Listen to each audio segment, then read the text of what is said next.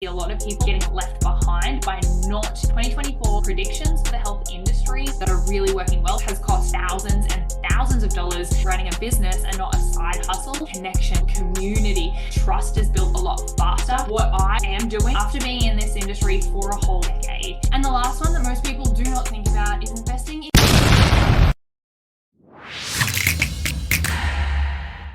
Welcome to Swift Coaches Academy, a podcast dedicated to bringing health and wellness professionals the uncensored truth behind what it really takes to succeed in the health industry with me, your host, Zenia Wood. As an accredited exercise physiologist and business owner for almost a decade, I'm on a mission to transform the lives of ambitious health professionals like you who want more and are ready to take action to create incredible impact in your careers and unlock financial freedom in your business. So join me as I speak candidly with industry leaders about the struggles and successes from within the trenches through thought-provoking conversations. Alrighty, so this year marks my 10th year in the industry as an exercise professional, and I thought it would be helpful to go through my 2024 predictions for the health industry after being in this industry for a whole decade. I've seen a lot of changes and a lot of things happening, and I see a lot of people who are getting left behind by not implementing some of the newer strategies and new approaches that are really working well for some people. And so I wanted to share some of those with you so you guys can get on the front foot. So without further ado, the first one that I think that we're going to see more of this year is coaches using agreements and having subscription-based models. So what I mean by that is that no longer doing session by session, no longer taking, bank transfers or doing, they're doing direct debits instead of having their clients directly deposit into their bank account. And the reason that I think this is an important distinction is because we're giving the control back to the business owner to make sure that we're helping our clients uphold those commitments, also making sure that we are actually running a business and not a side hustle, and we're not asking people to send us transfers or things like that and having to follow up and chase up all these loose ends with payments, which actually has cost some of the mentees I've worked with before working with me thousands and thousands of dollars when they've forgotten to follow people up or they haven't had the ability to make sure that payments are within their control. But I also think the bigger important thing with a subscription-based model or having, like minimum commitments in terms of say like 12 weeks or 12 months or whatever that is that we're actually able to guarantee results. And I think that that is far more important for you as a business owner, because if you're guaranteeing that someone is going to, improve in their rehab or improve in their weight loss journey and things like that, but you're actually, what you're saying is like, yeah, let's work together for 12 weeks, but they actually pay session by session, or they pay when they feel like it, or they'll have weeks off, then what's actually happening is you've eroded some of the ability for you to get that result because you are no longer, as the health professional, in control, even though you've given the advice and suggested that we do, 2 sessions a week for 12 weeks or whatever it is. If we don't have that solid commitment in place, which is beneficial for you to have security and be able to then calculate financial predictions and forecasting, but also the security that you can get the results, because you know that if someone is committed to 2 times a week for 12 weeks, you know that they're actually going to be able to achieve the result because of working with you and the work that they do. And it's also commitment on their behalf, right? Like when we put pen to paper, we sign something, we are far more committed than like a handshake agreement where we can and have a much easier option to tap out on ourselves, on our own commitments when we make those. And so I think that is absolutely we're going to see more focus on agreements and subscription-based models and less session by session this year. The next thing I think is that in-person events are actually going to be making a bit of a comeback, and we're going to be seeing more hybrid courses, right? We've got a lot of online DIY courses and things like that. And I think that can sound great to the business owner to have something DIY and hands off. And, people are just going to sign up into my course and everyone's going to do it. And I can go sit on the beach in Bali and drink cocktails all the time. But in reality, I think that before anything becomes passive, it has to be active. And even things that are passive should be have some sort of active role in management or growth in them.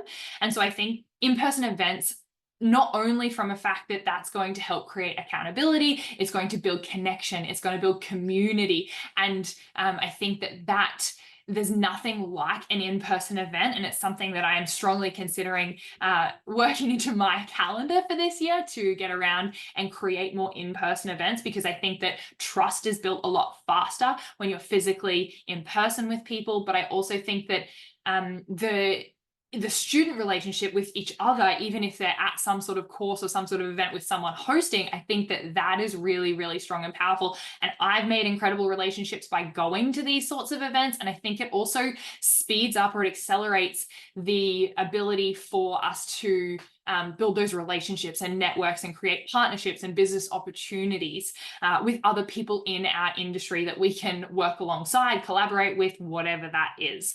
So I think that there's going to be more in-person events and less totally DIY hands-off online courses. I also think there's going to be a greater focus on multiple income streams. So when I say that, I think a lot of health businesses in particular have like one service or one model. And they're like, okay, well, we do coaching sessions and those are 45 minutes each, and you can have 1 or 3 or however many, or 1 per week for X number of weeks, whatever that is the service. And I think that diversifying that is going to see the people and the business owners who do that in a much better position to have a rock solid business that is unshakable. And let's say that, in-person coaching can't happen anymore, and we do go back through what happened in 2020, people who have diverse models, who also have products or education or other arms and avenues, are going to be more financially secure, and their business will be more stable as a result of that. And they're also going to serve their clients better, which I think is a really important point. A lot of the times we go, oh, well, let's say I'm an exercise physiologist, so I'm doing exercise prescription, and maybe I write programs or something like that, which is great. But what else do those people need, right? Like they could need nutrition, they could need mobility aids, they could need accountability. And can you offer, or can you partner with people who offer those things? I think we're going to see more people diversifying and having multiple income streams, and less single product or single service-based models that are just this one thing that I have and that's all that there is. I also think we're going to see more of a private practice focus and a need to get better at sales and selling. Now, I'm going to explain what I think we'll see less of and then come back to this, because I think what we will see less of is a reliance on government schemes. So thinking the health industry, things like NDIS, things like Medicare, DVA, all of these sorts of schemes, I think we're going to see less of those. And I was speaking to a mentee recently, and she was asking me, like, why don't you do more NDIS or things like that? And outside of the personal preference of me liking working with musculoskeletal work in our Swift Movement Academy, and that being the primary people we service, and I love working in the private sector, and I love the people who are incredibly motivated, but who are also putting skin in the game financially out of their own pocket. Those are the people I love working with, and I've just, after working with them a lot, those are the people that I really want to continue helping and serving. But the thing, I think with NDIS, I think it's a great market. There's great opportunity in terms of, it's serving a really big need for people who do have disabilities or who are struggling. However, I think there's going to be a very huge crackdown pretty soon, specifically in NDIS, but also looking at Medicare, DVA, things like that, because of the fact that it's boomed so much recently, and that I don't think that the regulations are yet as tight as they should be, and some people are probably abusing that system a little bit. So I think that NDIS will make a crackdown at some point, potentially this year. And the reason, when I was speaking to this mentee, that I said I don't have as much NDIS is not just because of the preference for working with the specific clientele we do and niching into that, but also because of the fact that with NDIS, the government is determining how much you can charge. And so they could click their fingers tomorrow and say, okay, now it's not $166.99 an hour, it's $63 an hour or something like that. And so that could literally turn I guess 180 businesses, and there will be there if that happened, so many businesses, I'm very confident, would go under because they're not prepared for that, and they're relying so heavily on government-based schemes and the government to be paying them. And then I've actually seen this working with a client at the moment who's in Canada, and one of her schemes through insurance and things for some of her clients who were fully paid for all of their sessions, they all immediately just got wiped, all of them. And so she literally overnight lost 30% of her client base. And this is someone who has like 7 staff and has had to like really, really lean down with her team and what she's doing and things like that, because overnight she lost 30% of her income. The likelihood of that happening with private practice I see is very, very slim. But also she came to me and was like, I know that we've spoken about, getting better at sales before, and I haven't really focused on it because most of our clients come from these government schemes. But now I know I need to focus on it. So I think that that's starting to happen internationally, and that it will happen in Australia pretty soon as well. And so it's just safeguarding our businesses and making sure that we are diversified and that we don't have all our eggs in one basket in case that basket gets robbed of most of its eggs. And then what do we do as business owners? So I think focusing on sales, learning sales, getting comfortable with sales, and learning that sales is, we're selling life transformations. We're not selling snake oil. So private practice focused and having more of those clientele in our, in our basket of the types of clients we serve. I think there'll be a greater reliance on that for health professionals in 2024. And those who do that will be much better off than those who do not. The next thing I think is there will be more people wanting to start their own business or wanting ownership in the business that they work for. I'm seeing this with our business. I'm seeing this with other businesses, with other business owners that I talk to, even outside of health, because of the fact that there's probably going to be less people who are comfortable on a single income. And so they're going to be looking for other ways and avenues to get equity in a business, or to have their own side hustle, or to have more than one job. So that's another prediction that I'm pretty confident is going to start happening. We're going to see, if you're a business owner, you're going to see your employees probably asking, how do I get a piece of the pie? Or like, if I go above and beyond, or they'll be doing things on the side and then navigating that as well if it's in the same industry. Next thing I think we'll see more of is people, as a result of obviously inflation and things that are happening in the world, more people will start investing and continue to invest heavily. And so there's lots of different things that we can invest in. I wanted to briefly go through the 4 major categories of investment, and I guess what I would personally am doing and would recommend. So the 4 streams that there are, we'll start with number 1 being real estate. Now, most people are familiar with this, whether it's residential or commercial, but what you're going to see in terms of a return or on investment, or your ROI for real estate, roughly, and these are Australian numbers, you're getting maybe about a 5% yield, which means the rent, let's say it's an investment property, the rent that you're getting from people living in that house is likely 5% of the growth of the investment that you put in. And then there's about a 7% capital growth. So the actual property grows in value by 7%. So you get 5% in revenue coming to you year on year through the rent. And then the additional 7% would be growing year on year until the point in which you sell. And then you would get all of that in a lump sum. So real estate roughly is going to give you about a 13% ROI, but this is super, super varied depending on where you are, what you buy. So many variables and factors in that.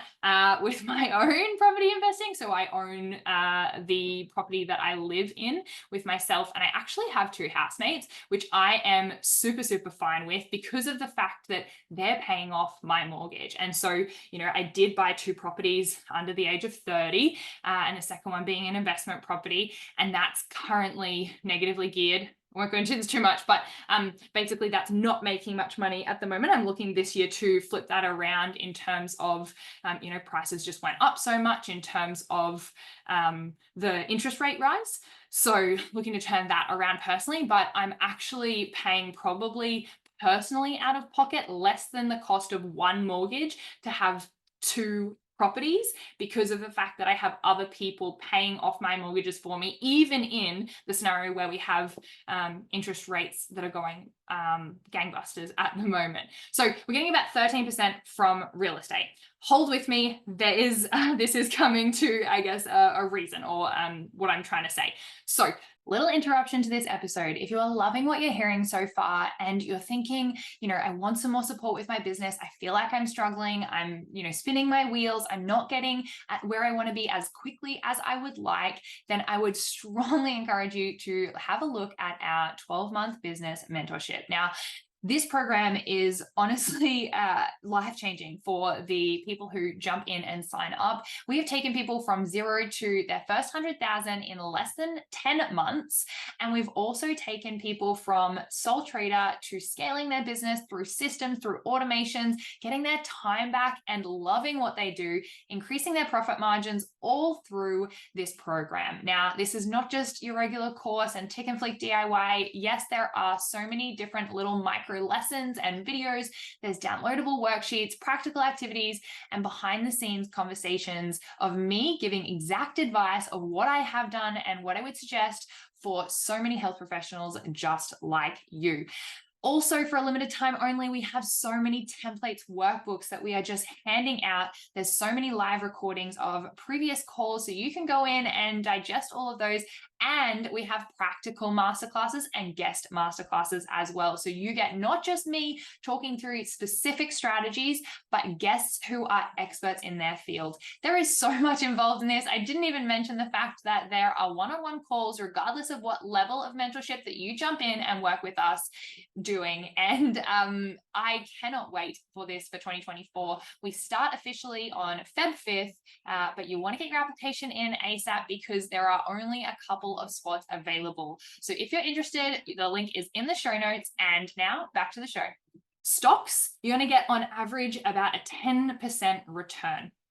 I have started to invest heavier into stocks in the last 12 months. I've actually invested in a coach and a coaching program to learn more about stock investing, because if I'm going to put my money there, it would make sense to actually know what I'm doing and not fly off the seat of my pants and put thousands of dollars into something that I don't really understand. And so about 10% return on investment you'll get with stocks on average. The reason I like stocks is because of the fact that you can put your money in and take it back out pretty quickly and easily, versus real estate. It's a very, very lengthy process, very hard to do, and it's a slow turnaround time. So I'm investing in stocks at the moment. I have some investments in stocks through my business. So my actual Swift Coaches Academy has actually invested money, and Zenia Wood myself, I have invested money as well. On the real estate front as well, I also have invested my first piece into property development, which some of you may have heard me talk about before. So I've invested in with a big group of people in like a block of land, and they're turning that land into ready to sell house and land packages. And I will get I'm getting a 12% return currently on what I've invested in that, and I will get the rest of my money back in about 6 months from now. So another cool thing that I have been, I guess, diversifying my investing. The next one is businesses. So not something often people think about when it comes to investing, but investing in businesses is going to be one of the highest ROIs. It is obviously slightly more volatile, but if you know what you're doing, then I would say that this is one of the ones that investing quite hard and heavy in is going to be the best place to start, because of the unlimited potential, right? Like my business, since 2021, if I do the math, it's grown like 800% in the last like 4 years. So that there is obviously like significantly greater than any other ROI in any other area. But most businesses are going to be growing about 20% a year if you're, doing things to continue to level up and things like that. Obviously, businesses can also go under, so there is inherently slightly more risk, but I also see that, especially if you're young and you've got lots of years in you, like a potential 800% return is crazy. And so, sorry, that's the growth of my business, not the return on investment. I would have invested a fair amount in that, but the investment in, let's say, someone else's businesses or a part of a business or something like that is awesome. And you can actually do this without putting money in. So what you can do is you can do things called sweat equity. So you can basically work for pieces of a business in probably smaller businesses or ones that you work for. And you say, hey, if I do an extra, let's say 10 hours for the next 3 years, could I get 10%, 5% of the business overall, depending on the size, or like there can be negotiations, but businesses is a great place to be investing. And the last one that most people do not think about is investing in you, because the you investment is the infinite bucket.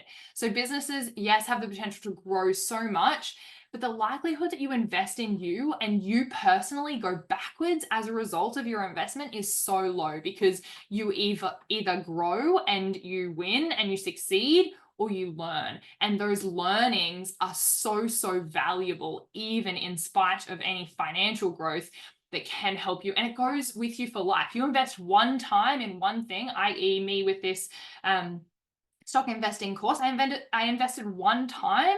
It's a couple $1,000s, and I have that knowledge now for the rest of my life. And so I think that this is something that not enough people are doing, but I think we will be seeing more people doing this in 2024. As an example, in 2019, I invested about $10,000, and that was when I made about 160K that year for myself.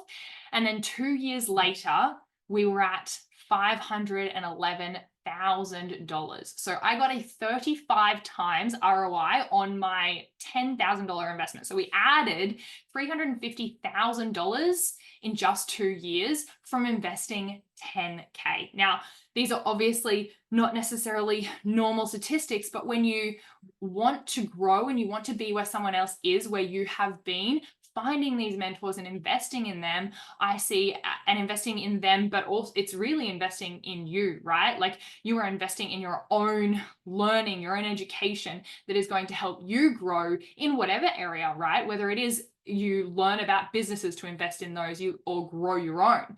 You invest in yourself and learn about and get education on stocks, or you learn about real estate. And the difference of that can be astronomical. The other thing with all of this investing is the sooner the better, because we have that knowledge again for life. And if you start when you're 40 versus when you're 20, you've got an extra 20 years of that knowledge that you can actually go and implement and apply.